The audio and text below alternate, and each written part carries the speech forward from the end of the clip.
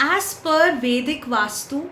the importance of diya is not just limited to your site, but even generally after the construction of your site or any commercial space or any space in general, it has a very, very important hold, especially when it comes to rectifying any remedies in a very generic sense. Let me explain it to you bit by bit before you guys go into a little downfall understanding what I mean by this. So what exactly I'm trying to say is, apart from all the remedies that you do using your Vanaspati Shastra, that is your landscaping, your Dhatu Shastra, that is your materials,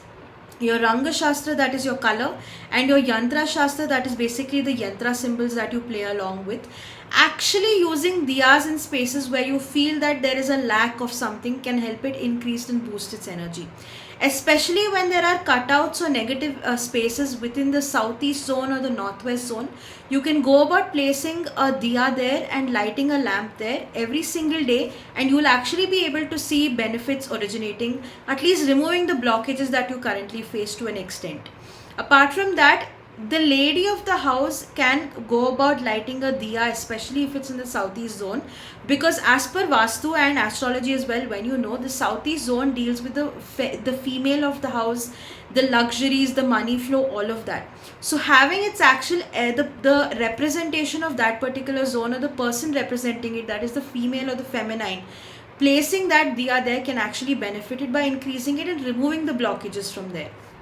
Along with that, if you're also having any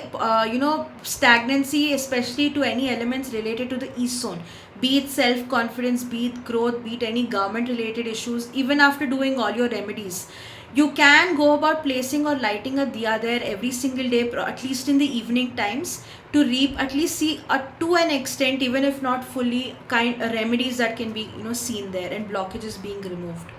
Along with this, one pro tip that has to be followed is that you cannot, or I generally would not prefer people to go about placing candles there, because the fundamental element candle is made of is wax. The original element that we generally suggest people to burn diyas or light a lamp is with actual oil. So you can use any oil preferably that you want, but if you do want any specific thing, you can use a combination of 5 oils that you generally get in God or puja stores that you have. But again, repeating myself, there is no limitation on which kind of oil to be used. You just have to light the lamp there in the specific zone wherever you're facing issues, along with the other remedies that have been performed, so it can act together to give you much more relief from any blockages that you're facing.